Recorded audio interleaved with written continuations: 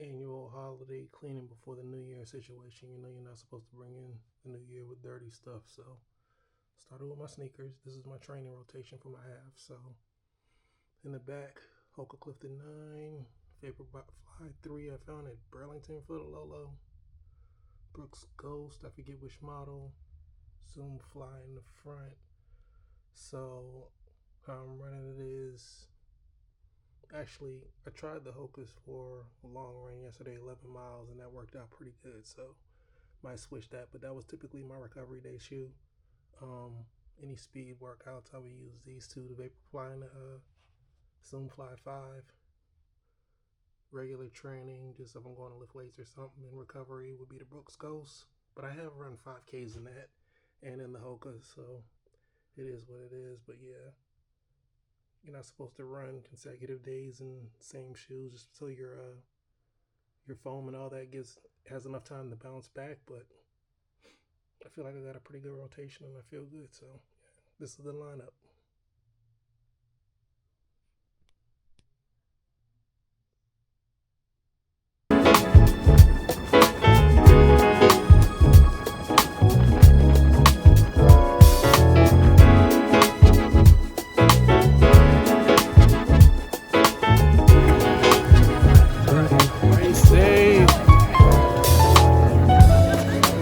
Bag off.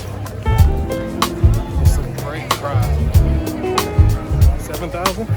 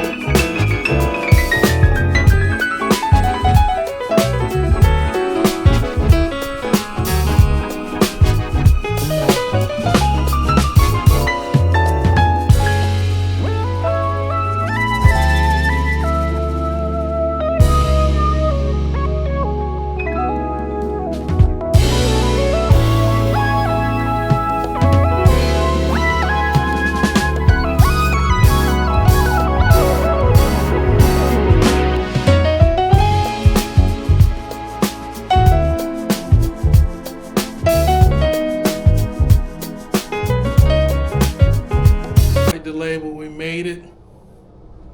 Touchdown in Denver for Wild West Hacking Fest. Room tour per usual. Kitchen and the extended stay joint. Little lounge area. Bedroom. Mirror. Piece of bathroom. Just a little piece. And let's see what this view talking about. Oh, rooftop. About to see what they're doing tonight. Yeah, here all week. Doing all the cybersecurity things. Probably should do a race recap. It sucked. Got a DNF in my first half marathon, but I ain't tripping. I did walk across the finish line, but cutoff time is 3:15 for our half, and I think I finished not too long after. It was under 4, but still. Next time for sure. Treating myself to some physical therapy for my birthday, so starting that process, and it looked like it's gonna go well. I think I got a chance to make some real strength gains and endurance gains, but yeah, Denver tonight. Outside tonight, basketball game.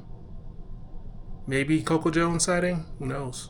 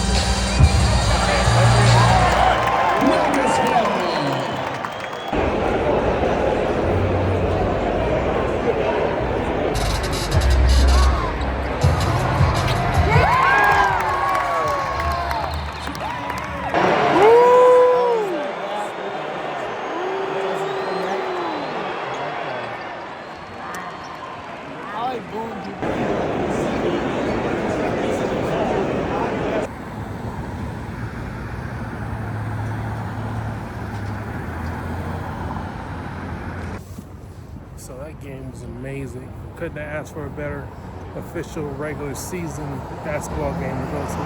My first one. So yeah, highly recommend if you're in Denver, go to our Nuggets game. It was damn near sold out too. Like there weren't many seats available. Now that I'm thinking about it, walking around these Denver streets, the last time I was in Denver was the last time I heard the chopper sing when I was out of town. Granted, it was Halloween night, but I've been to Atlanta, I've been to Houston, New Orleans. Nah, they really let the chopper sing down here. It ain't been a fully, but it definitely been a little 3-round burst. But we see how it plays. So far, so good. Everybody been chill.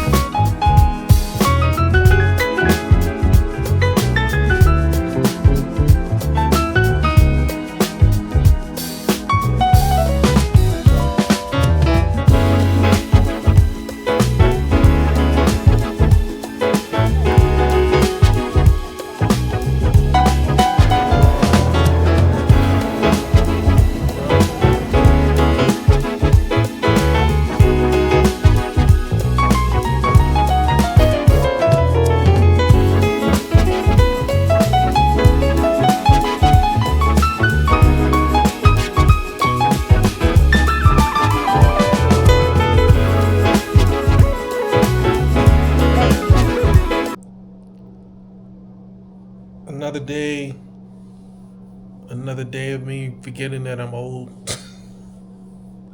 So Snowbond recap, beautiful space, nice people, good equipment, thumbs up.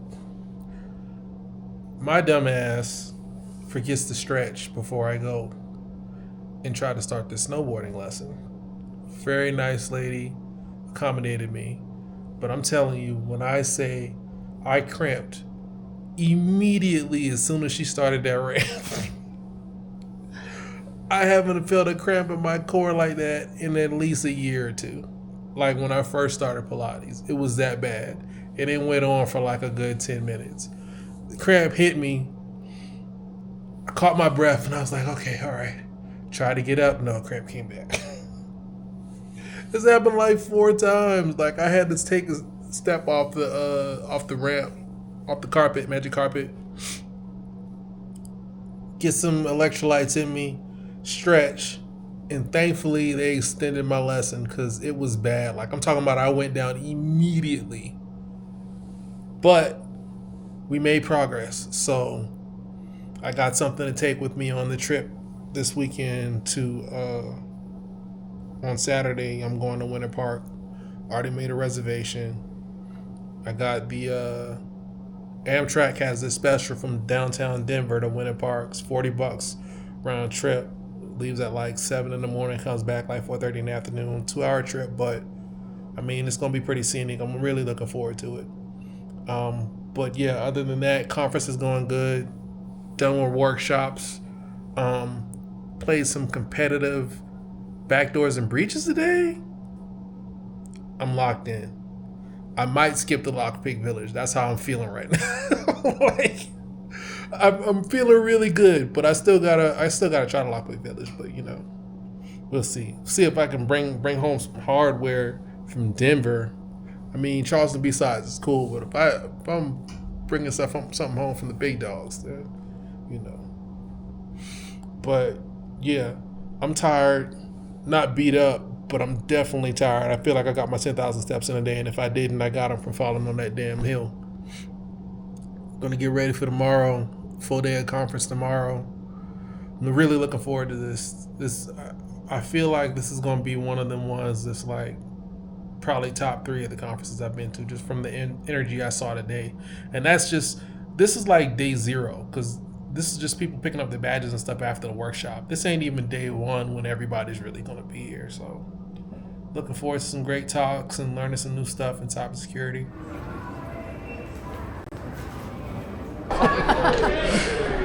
We're demonstrating the Rock'em Sock'em Sock Socks with the sock puppet. Goes over my watch. For a sock which is SOC 2 Type 2 compliant. So, here's how they work, right? They fight each other, right? So, they fight each other. This is years of engineering with our team. You can do this, where they're fighting each other, you can do this. But, you know, if it's late at night and the kids are in bed, you can do it like that. It doesn't make any sense, I guess. But no, it's controlled chaos, Mr. Scoots. So I was asked to give the keynote, and I didn't exactly know what to talk about, but I decided if I just put a bunch of things about CTFs, I could just talk for 45 minutes easily. So that's pretty much what we're going to be doing today.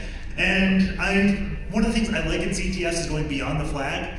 Again, talk about it a little bit, but what I mean by that is whenever I solve a challenge, that's pretty much the halfway point. There is so much more you can do after you solve the challenge to just help you learn, and not only that, but it can kind of completely change your mindset when you spend more time on it, because if a challenge is bad, and if you just stop there, you may not come back to it the next day because you just had a bad experience. But if you say, you know what, I didn't enjoy this, but let's see what I can take from it. What didn't I enjoy about it? How can I change this? Then that's really gonna start changing your mindset and keeping you motivated to do something on a weekly basis or daily, however you wanna do it. So I'm just gonna put all of them on there and then solder them all off. It works good?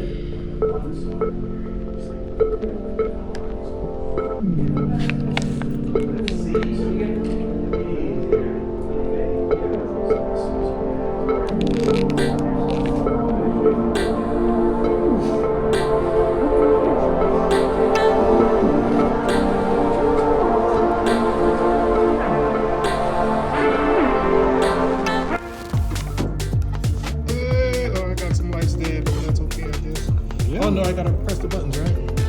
See, that one changed the mode. And you have one LED out there.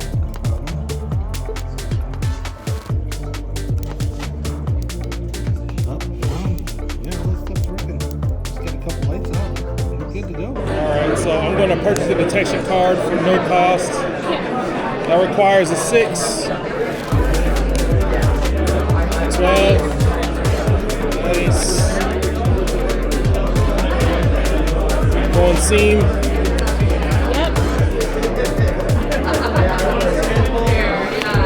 And now it's my attack or defense phase, right? Yep. No piece of half to you. Yeah, so I'm gonna go ahead and attack.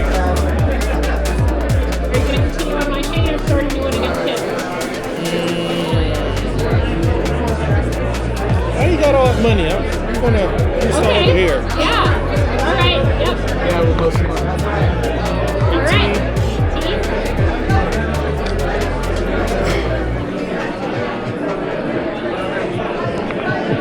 Team. 16. All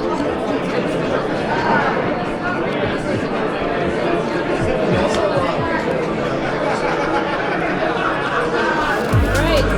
My turn.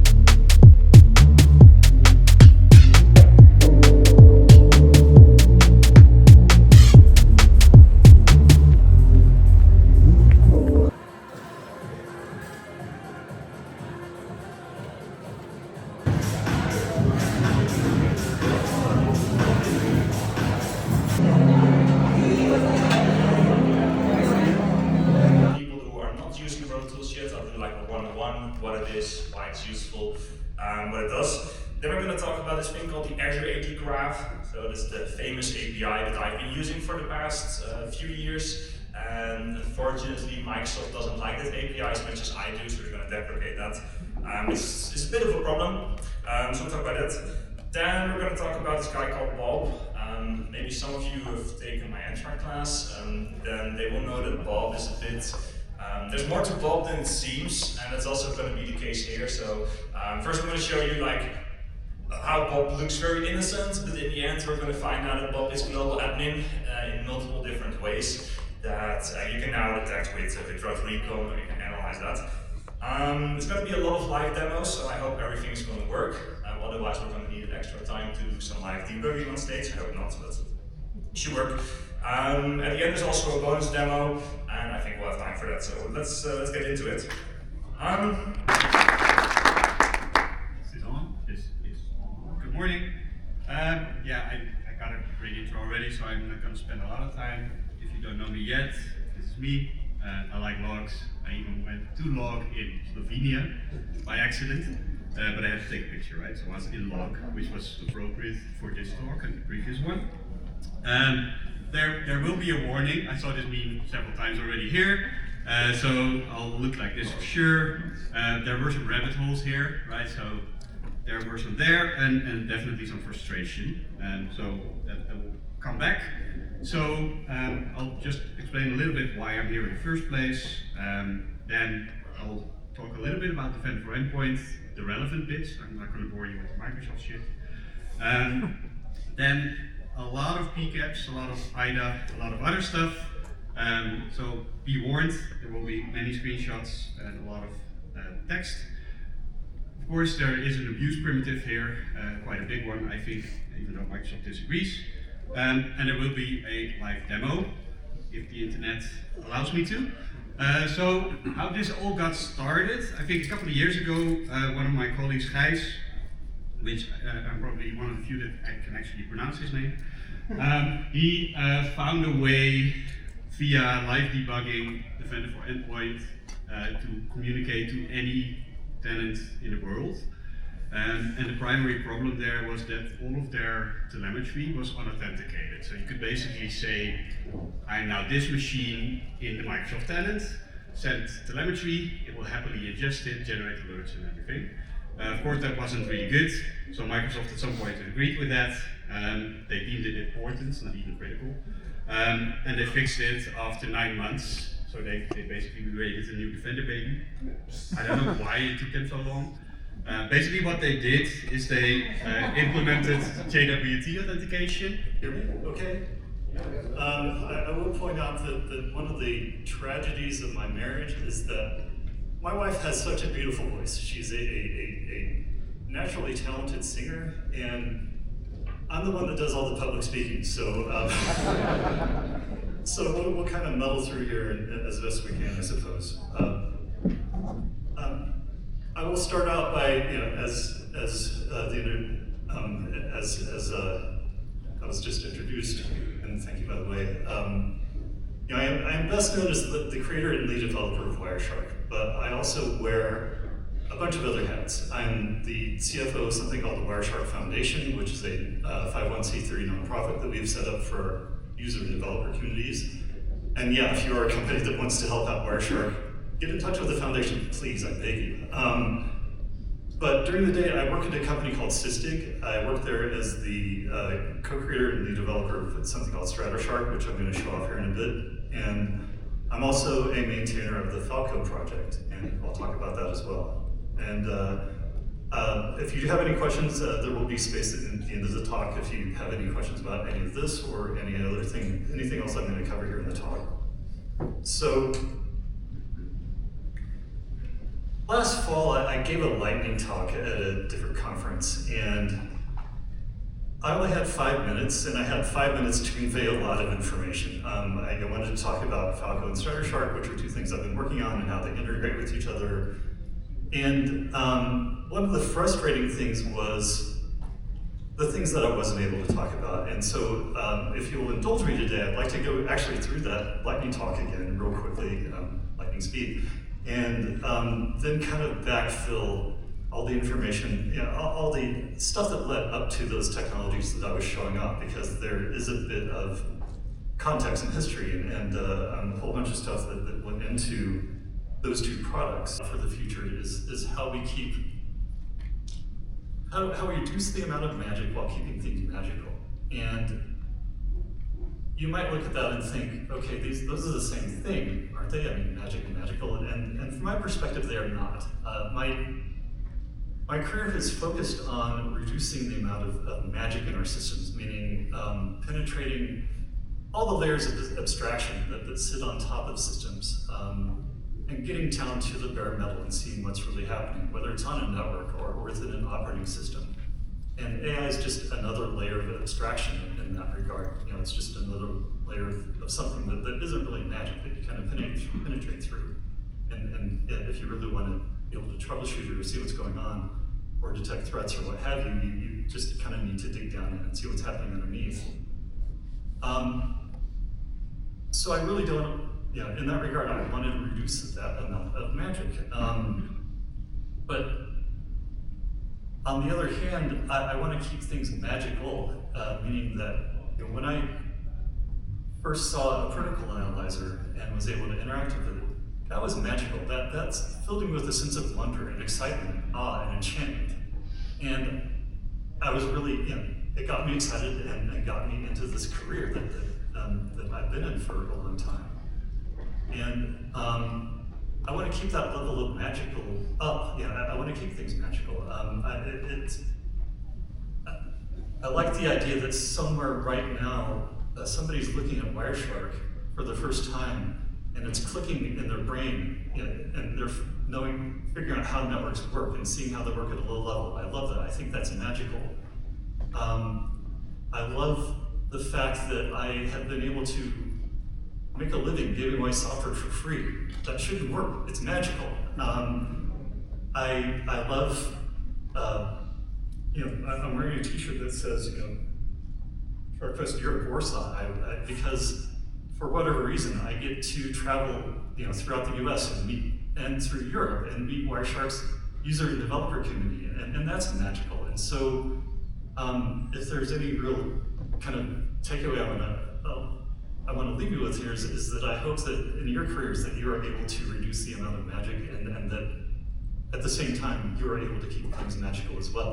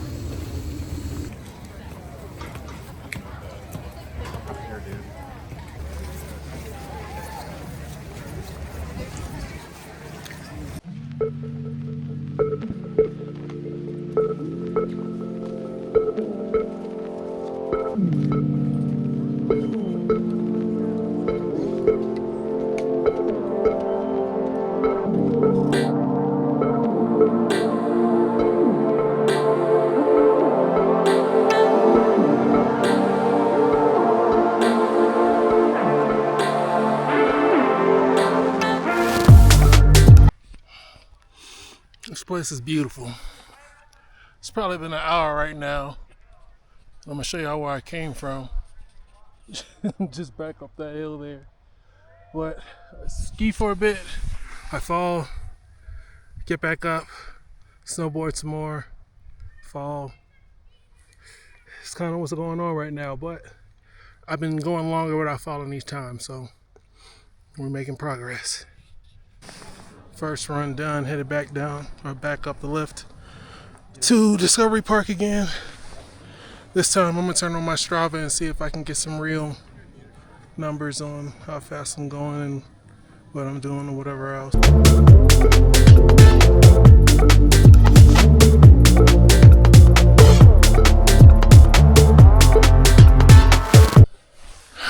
Involuntary snack break. Trail mix. But this is supposed to be the easiest part of this. There's a split in the road. One part's supposed to be easier than the other. And if you look, there's a damn ledge right there. Goes off into the woods. Same back there. So, I see buildings in the distance. I'm almost to the bottom of this thing. It's taking me forever, but we're almost there. Just got to make it around this curve and not hit a tree. But I haven't run into anything so far, not even in that, so I think I'm good.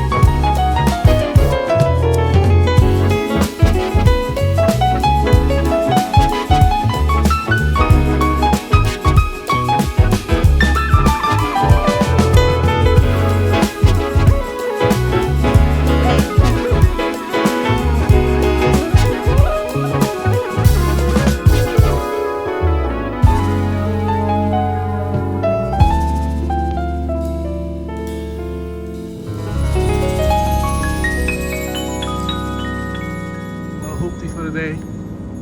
One of these days I'm gonna learn how to ride and record at the same time. But for now, appreciate you.